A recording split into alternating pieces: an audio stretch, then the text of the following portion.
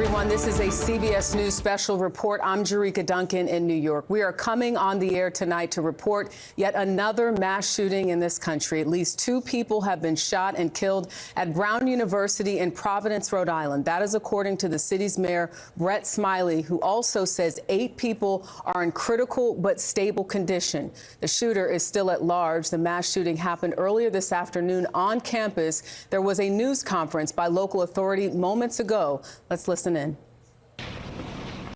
Okay, good evening. I'm Providence Mayor Brett Smiley. I'm joined here tonight by Fire Chief Derek Silva, Brown Police Chief Rodney Chapman, Brown Provost Frank Doyle, Governor Dan McKee, Councilman John Gonsalves, Commander Tim O'Hara, and Lieutenant Governor Sabina Matos. It is still early hours in the incident that occurred at Brown today, and so please understand that it's important for us to share what details we do have to the community, because there's a lot of fear and anxiety and unfortunately already some misinformation, but this is very early hours, and so please know that some of these details may be subject to change, that this investigation is ongoing. We will be as transparent as we can in the hours to come, and we'll provide regular updates, but we're going to share what we do know at this time. But please bear with us as we know sometimes these details shift as the investigation progresses. Sadly, today is a day that the city of Providence and the state of Rhode Island prayed would never come. We've heard about horrific acts of gun violence and active shooter situations in other places, but not here. But this afternoon at 4 o'clock in the afternoon, we received a call. 4:05 was when the initial call came in to Brown University of a report of an active shooter. I can confirm that there are 2 individuals who have died this afternoon, and there are another 8 in critical status, those stable, at Rhode Island Hospital. Those are the only injuries or casualties that we know at this time. But as I mentioned, and it's important to remind folks, these numbers may change. We are still in early hours, but at this time there are 2 deceased and 8 who are critical but stable at Rhode Island Hospital. Additionally, we do not have a shooter in custody at this time. There is a shelter in place in effect for the greater Brown University area. If you live on or near Brown's campus, we are encouraging you to stay home and stay inside. If you're not home at this time, we would encourage you not to return to your homes until the shelter in place has been lifted. We will make regular updates through all City of Providence official social media channels. That's where you can find out more information about the shelter in place, if it changes, when it's lifted. I want to commend the heroic work of the Providence Police Department, the Brown Police Department, the Providence Fire Department, and the many agencies who provided mutual aid today. Brown Police responded first and then were quickly assisted by Providence Police, who fearlessly and courageously entered and worked through the building, and we'll hear from them in a minute. Providence Fire responded quickly as well and transported several of the victims. The fire department was assisted. All right, we're joined now by CBS News reporter Logan Hall. He is on the scene there in Providence. We just heard from the mayor saying that there's a lot of fear and anxiety. Logan, what are you hearing in terms of the students and just that community right now? Yeah, that's right. Good evening. We got here about an hour ago, and this campus is eerily quiet right now. Something that's very clear in driving through the streets of this campus is that students are taking this shelter-in-place order very seriously. They are listening to campus police and Providence police when they tell them that this shooter is still at large and that they need to remain sheltered in place. So as we've been driving around, we haven't really seen any students. We haven't really seen any signs of life whatsoever, as everybody here on this campus is locked down at the moment. I heard some other interviews of students just being surprised who were either in the building or around the building. How are you all keeping safe at this time, knowing, as you just said, that street or those areas are very quiet, eerily quiet? Yeah, I think something that was shocking to hear from the Brown Provost just moments ago in that press conference was that this happened inside of an engineering building where final exams were taking place. at the time of the shooting. So for these students, this is something that was incredibly shocking. It was something that they were not expecting, especially when they're in the middle of final exam studies, prepping for tests, and going about what is supposed to be a very normal time of year here at Brown University. Yeah, very fluid situation. Again, as the mayor stated, Logan Hall, thank you so much for checking in with us. I want to turn now to CBS News security contributor Sam Vinogradov.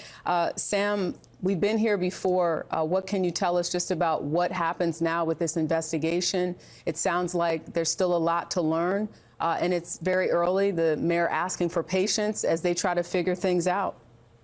Well, we've just been here too many times before, and as a parent, this is just horrific to begin to wrap our heads around.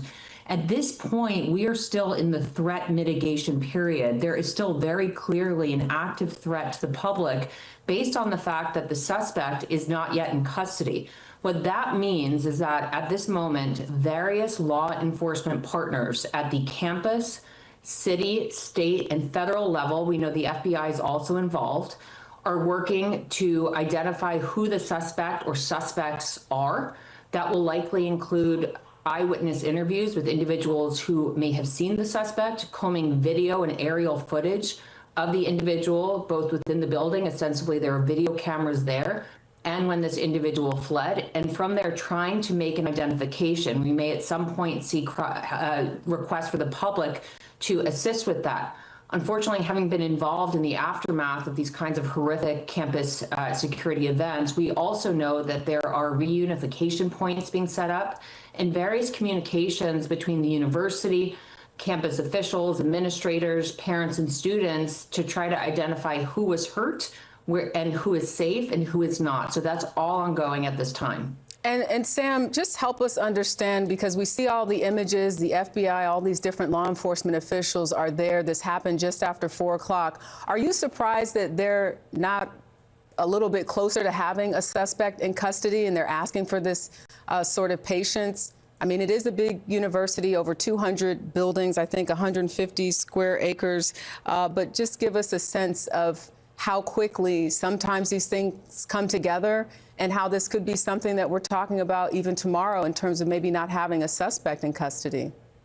I'm not surprised. Unfortunately, every incident is very different. Particularly, this individual had his or her appearance camouflaged, was wearing a mask, was in unidentifiable clothing. Identifying the suspect could take a long time. We've seen that play out in other investigations, like the assassination of the United Healthcare CEO, the assassination of Charlie Kirk, and more. So this could take time.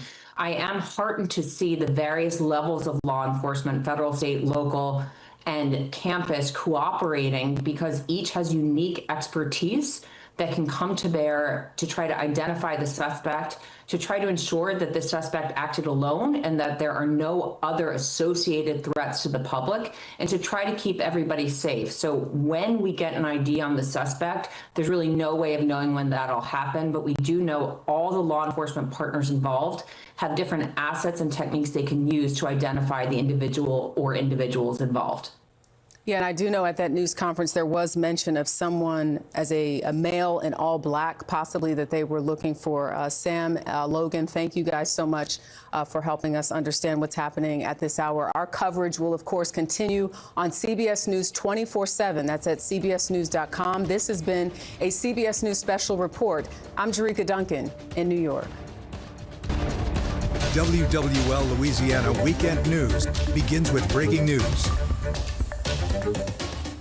I'm Melissa Curtis. Thanks for joining us this evening. Breaking news out of Providence, Rhode Island. We actually just heard a CBS special report about an active shooter on Brown University's campus. According to officials in Rhode Island, 2 people have been killed, 8 others are injured. The suspect is still at large. They do not have anyone in custody at this moment. Officials said that it is still very early hours in this investigation and details can shift, but they are holding a shelter in place for Brown University as well as the surrounding areas.